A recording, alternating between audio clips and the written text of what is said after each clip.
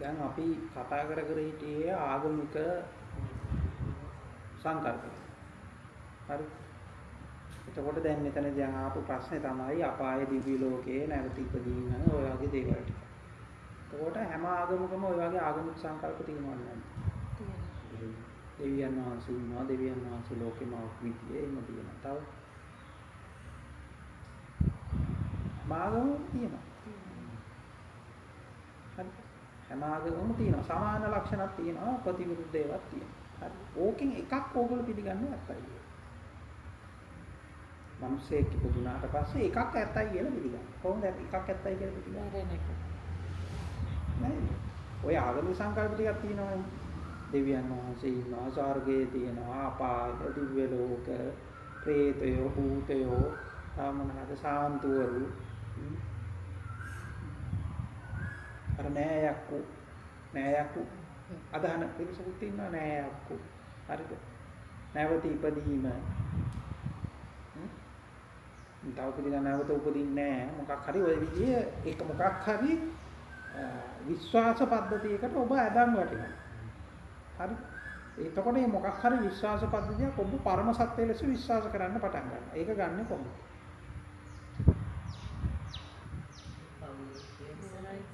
කොහොමද ඒක වෙන්නේ කියලා ඉස්සරහ. ඔව් අම්මා තාත්තා කිව්වෙන්න. ඉස්සලා මේකට ප්‍රධාන පළවෙනි සාධකය වෙන්නේ මොකක්ද? ඔබ ඉපදිච්ච තැන. ඔබ ඉපදිච්ච තැන තිබිච්ච ආගමික සංස්කෘතික ස්වභාවය. එතකොට ඒකට අනුකූලව ඔබ යම් කිසි විශ්වාස පද්ධතියකට ඇදන් වෙනවා. ඔබ යම් කිසි පොත් ටිකක් පරම සත්‍ය විදිහට පිළිගන්නවා. බයිබලයේ පරම සත්‍ය විදිහට පිළිගන්න අතරේ ත්‍රිපිටකයේ පරම සත්‍ය විදිහට පිළිගන්න බෑනේ. කුරානයේ පරම සත්‍ය විදිහට පිළිගන්න අතරේ බයිබලයේ හරි ත්‍රිපිටකයේ හරි පරම සත්‍ය විදිහට පිළිගන්න බෑනේ. භගවත් ගීතාව පරම සත්‍ය විදිහට පිළිගන්න අතරේ වෙන එකක් පිළිගන්න බෑනේ. ওই විදිහට එකී නොකී දෙයක් පිළිගන්න අතරේ තව එකක් පිළිගන්න බෑ. මොකක් හරි එක විශ්වාස පද්ධතියකට ඔබ ඇදන් වෙනවා. හරි. එතකොට මේ විශ්වාස පද්ධතියට ඔබ ඇදන් වැටිලා ඒ විශ්වාස පද්ධතිය ඇතුලේ තියෙන සංකල්ප ඔබ ඇත්ත කරගන්නවා. ඒක දෙවියන් වහන්සේ ගැන නම් කියලා තියන්නේ ඔබ මොකද කරන්නේ? දෙවියන් වහන්සේ ඔබ ඇත්ත කරගන්නවා. ඒක කියලා තියන්නේ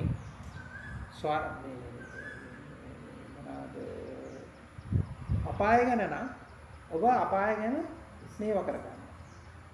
හරි? එතකොට ඕකේ මොකක්ද හරියන්නේ? තේරුණාද? ඉස්සලා මේක තේරුම් ගන්න. ඉස්සලාම ඔබ නිදහස් වෙන්න ඕනේ. ඔබම ඇදලා දාපු මේ වලෙන්. ඔබට මේ ඇදලා දාපු වලෙන්. හරි? ඒක ඇතුලේ ඔබගේ අත්දැකීම නොවන. හරිද? ඔබ අවදාවත් දැකලා නැති, ඔබ අල්ලලා නැති, ඔබට අතට අහු වෙලා නැති. මොනවාද? අදහස් ගොන්නක් ඒක වැටෙනවා. අතිවිශාල ප්‍රමාණයක්. හරි? ඊට පස්සේ මේ අදන් වැටිච්ච වලින්ම ඔබ නිදහස් වෙන්නත් හදනවා. එහෙම නැත්නම් ඒක හරහා වැටිච්ච මොකක් හරි අදහස් ටිකකට ඔබපත් වෙන්න උත්සාහ කරනවා. ඒ වැටිච්ච ආකාරයට අනුව වැටිච්ච කියන්නේ වලෙන් වැටිච්ච තැනට අනුව. හරි? හැබැයි එකම වල නෙමෙයි මේ වැටිලා ඉන්නේ ඔක්කොම. මොකද්ද මේ වැටිලා තියෙන වල? මේ වැටිලා තියෙන වල තමයි මිනිස්යාගේ තියෙන පරිකල්පනීය වල. පරිකල්පනීය කියන වචනේ තේරුණාද? ඔව් චින්තනය කියලා. හිතන්න පුළුවන් හැකියාව. හරි? ඔන්න ඔතනදී තමයි මිනිස්සයා සතෙකුගෙන් වෙනස් වෙන්නේ. හරි? අපිට පේන්න තියෙන විදිහට අපි දැන් තියෙන තරමින් පටන් ගන්න දෙපැ. හරි? එතකොට මිනිස්සයාට පුළුවන් දෙවිවරුම ආවා. ඔබ හිතනවාද සතෙක් දුක් වෙනවා කියලා මරණින්මක් ජීවිතේ? එතකොට අපගේ තියෙන මේ පරිකල්පන හැකියාවෙන් අපිට පුළුවන් ප්‍රොජෙක්ට් කරන්න පුළුවන් මනසෙන් මොකද්ද? මරණින් මත්තේ ජීවිතේ මොකද්ද? ප්‍රොජෙක්ට් කරන්න පුළුවන්. දෙවිවරු හදන්න පුළුවන්. දෙවිවරු ඔක්කොම හදලා තියෙන්නේ කාගේ මොකට සමානව? දෙවිවරු ඔක්කොම හදලා තියෙන්නේ තමන් කියන්නේ මනුස්ස රූපයට සමානව. ඊට වෙනස් විදිහකට ඔබට හදාගන්න බෑ, හිතාගන්න බෑ. දන්න එකට හදන්න බෑ. ඒකත් ඔය වෙනස් වෙනවා. දැන් අපි ඔය බුදු පිළිම ගමුකෝ. බුදු පිළිම රටින් රටට වෙනස්. ඇයි ඒ? මොකද ඒ රටේ තියෙන මිනිස්සුන්ගේ තියෙන මේ ශරීර ස්වභාවයන්ට සහ ඒගොල්ලෝ විශ්වාස කරන අතිවිශිෂ්ටයි කියලා හිතන ස්වභාවයන්ට වලට වෙනස් වෙනවා. හරි? දෙවිවරුන්ගේ ඒත් වෙනස්. අප්‍රිකාවේ ඉන්න දෙවිවරු, යුරෝපයේ ඉන්න දෙවිවරු, ආසියාවේ ඉන්න දෙවිවරු වෙනස්. ඇයි ඒ? ඇයි මේ මිනිස්සුන්ට හිතන්න පුළුවන් විදිහට? ඒ වගේම සංකල්පත් වෙනස් වෙලා. හරි?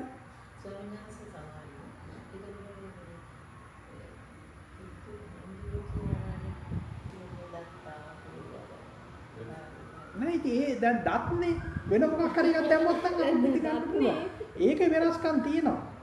හරිද? අපි හිතමු දැන් අපි චිත්‍රයක් අඳිනවා පොඩි එකේ චිත්‍රයක් අඳිනවා. අපි එකම දේ චිත්‍රයක් අඳිනකොට එක එක්කිනා පොඩ්ඩක් වෙනස් කරනවා. එක නාය පොඩ්ඩක් ලොකු කරනවා. හරිද? දත් පොඩ්ඩක් ලොකු කරනවා. කන පොඩ්ඩක් ලොකු කරනවා. ඔළුව පොඩ්ඩක් ලොකු කරලා අඳිනවා. අත් පොඩ්ඩක් මේවා කරනවා. හරිද? අත් 10ක් මවලා මිසක් වෙන එකක් හදලා නැහැනේ. දැන් අත් 10ක වැඩ කරන්න පුළුවන් වෙන මැෂින් එකක් හයි කරලා නැහැ. තේරුණාද මම මේ කියන්නේ? හරි. එතකොට මේ මිනිස්යාගේ පරිකල්පනය හරහා මිනිස්යා මවා ගන්නවා මොකක්ද? ආගම කියලා එකක්. සංකල්පම ආගම කියන දේවිවරු අපාය මරණින් මත්තේ ජීවිතය ඉපදෙන්න කලින් තිබිච්ච ජීවිතය ඒක පවා මිනිස්යා මවාගත්තු එක. ඔබේ පරිකල්පනය හරහා මවා ගන්නවා. එහෙම මවාගත්තු තව එකක් තමයි නිර්වාණය කියන්නේ. නිර්වාණය කියන්නේ තේම මිනිස්යා මවාගත්තු එක. එතකොට මේ මවාගත්තු ලෝකයක් ඇතුළේ තමයි මිනිස්යා ඉන්නේ. ඉතින් ඔබ මගෙන් අහන්නේ මේ මවාගත්තු ලෝකෙන් කොහොමද නිදහස් වෙන්නේ කියලා. මවා ගැනීම තේරුම් ගන්න. හරි.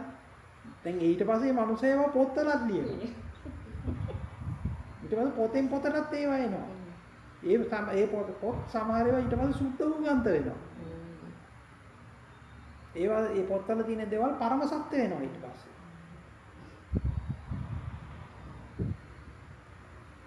පැහැදිලි.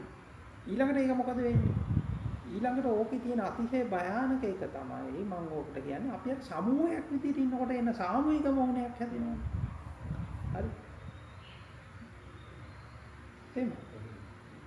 දැන් ගෙදර ඉන්න අම්මා කියන්නේත් ඒක, තාත්තා කියන්නේත් ඒක. අයියා කියන්නේත් ඒක, අක්කා නංගි මල්ලි.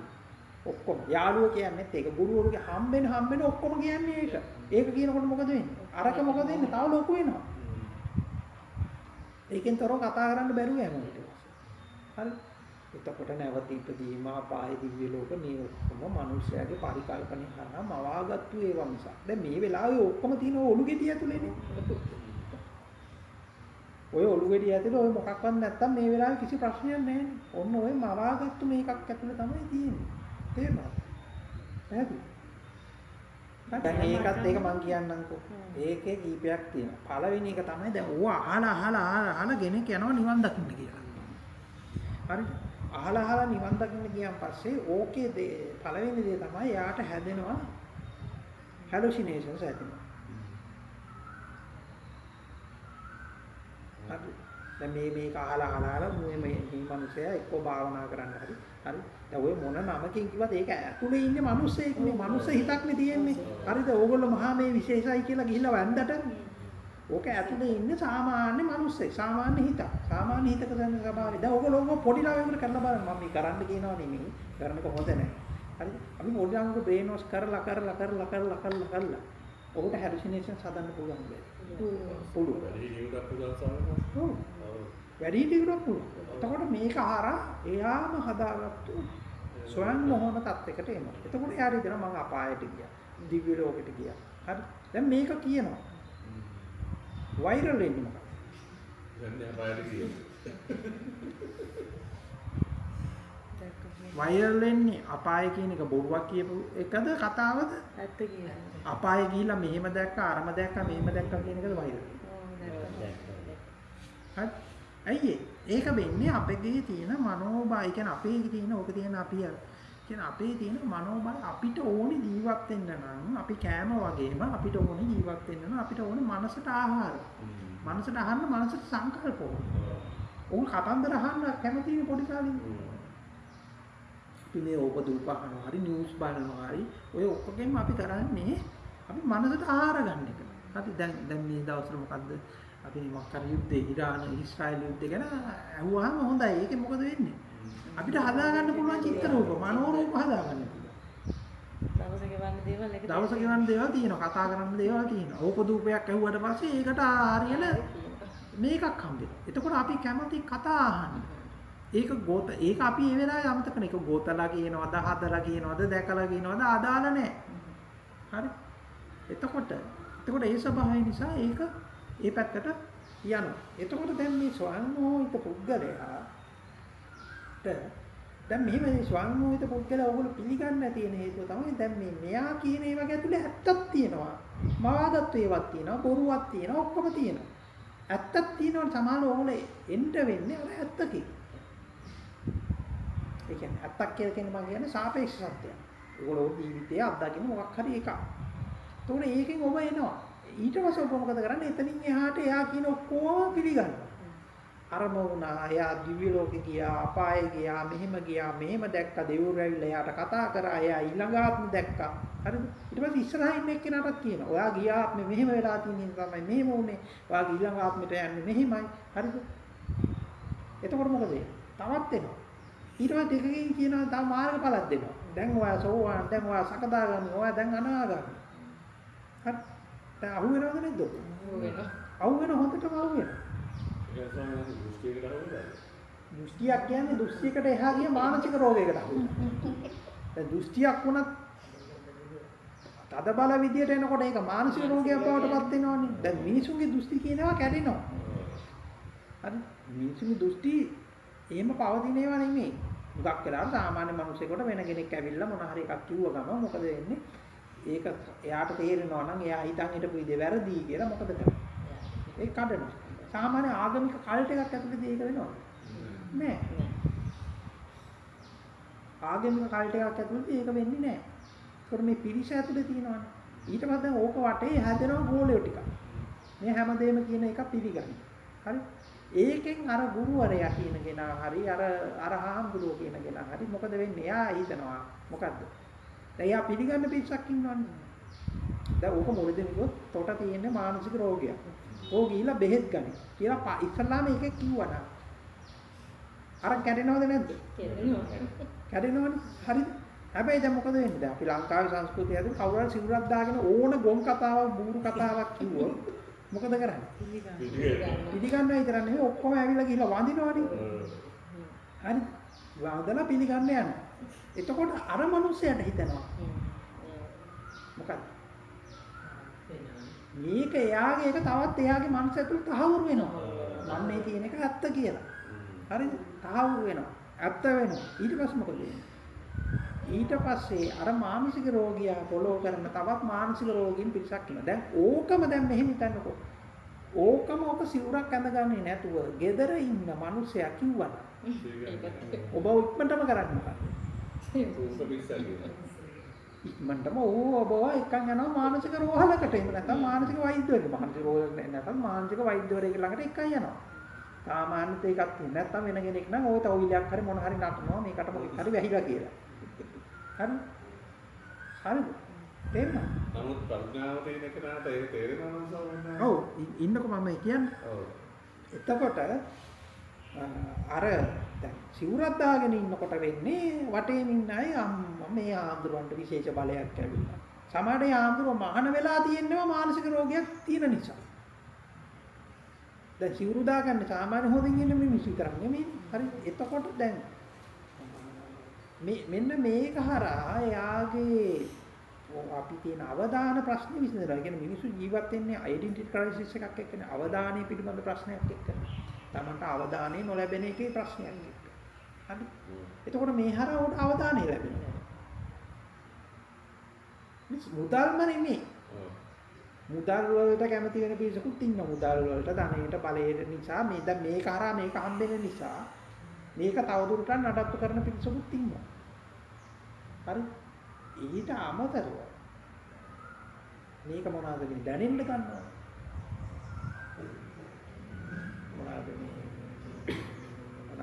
අවධානය පිළිගැනීම පොඩි කාලේ නම් හම්බෙච්ච නැති දැන් පොඩි කාලේ ගෙදර ඉන්නකොට මුට පිස්සු කියලා ගත්තේ කවුරුන් ඕ කියන එකක් අහන්නෙත් නෑ සමාජයෙන් කොන් වෙලා අද පොඩි කාලේ නම් අර ඇරියස් වගේක් තියෙනවා හරි ඒ ඇරියස් ටිකත් එක්ක දැන් මේක හරහා දැන් පිළිගැනීමක් හම්බ වෙනවා දැන් මිනිස්සු ඇවිල්ලා වඳිනවා හරි මිනිස්සු ඇවිල්ලා වඳිනවා හරි මිනිස්සු ගෞරවය දෙනවා මේක හරහා මොකද වෙන්නේ අරක එතකොට එයාගේ මේ කතාව තව සුපෝෂණය වෙනවා සුපෝෂණය වෙලා එයා දැන් වෙනම චරිතයක් අංගපාන්න ගන්නවා එයා සමාජයේ අනිත් අයට නැති විශේෂ චරිතයක් අංගපාන්න ගන්නවා කොහොමද ඒ චරිතය අංගපාන්නේ හරි එතකොට එයා හිතාගන්න එයා රහත් එයා මාර්ගඵලලාභී එයා මුනිවරේ එයා බුදුවරේ හරි එහෙම නැත්නම් එයා ඒක දැන් පොඩ්ඩක් සමාජයේ පොඩ්ඩක් අවුල් වෙගෙන යනකොට දැන් උදාහරණයක් කිව්වොත් දැන් කාලේ සමාජයේ රහත් කියන එක පොඩ්ඩක් අවුල් ඇයි ටික කාලයක් යනකොට රහත් වෙනට පිස්සු වගේ එකක් එනවනේ ඒක අවුල් වුණාම පස්සේ අලුත් නමක් හදාගන්න අලුත් එකක් දාගන්න හරි එතකොට මේ අලුත් එකක් දාගන්න ඒකෙන් තමයි ඒක මාකටිං එක වෙන්නේ අලුත් ප්‍රතිරූපයකට යනවා. හරි. එතකොට ඕක හරහා එනවා. හරි. එතකොට ඒකේ මානසික රෝගී සහ මානසික රෝගී අපලෝ කරන මානසික රෝගීන් පිටසක් දී වෙනවා. හරි. තේරෙනවද? ඊට පස්සේ ඔය අතරේ මේ ඇත්තටම මේ අමාරු වැටිච්ච ඇත්තටම මේ ප්‍රතිකාර අවශ්‍ය අය අතරේ කපටියොත් ඉන්නවා. හරි. සමහරවිට ඒ මනුස්සයාට එහෙම එකක් නැහැ. ඌත් දන්නවා එහෙම එකක් නැහැ කියලා. හැබැයි මේක තමයි මේක මිනිස්සුන් මැනිපියුලේට් කරන්න, භාවිතා කරන්න පුළුවන් ටූල් එක කියලා එයා දන්නවා. එතකොට එයා ඒක පාවිච්චි කරනවා. එතකොට මේ මිනිස්සු පරම්පරා ගන්න පිළිගත්තු සංකල්ප ටිකක් තිබෙනවා. ඒ සංකල්ප ටික ඕව පිළිගන්නවා. ඕව සමාජගත කරනවා. හරි. ඒ කියන්නේ දක්ෂ කොන්නාටිස් කෙනෙක් බිහි වෙනවා.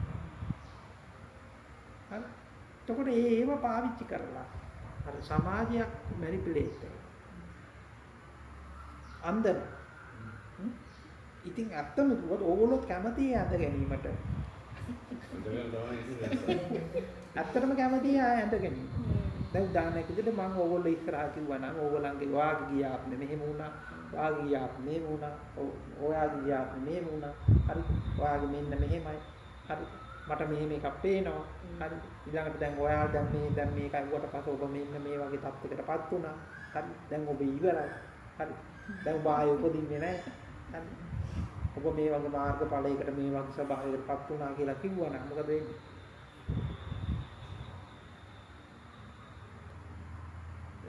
ඒක ඉල්ලගෙන තමයි උඹ එන්නේ. හරි. ඒ පිස්සුව ඉල්ලගෙන තමයි ඔයගොල්ලෝ එන්නේ.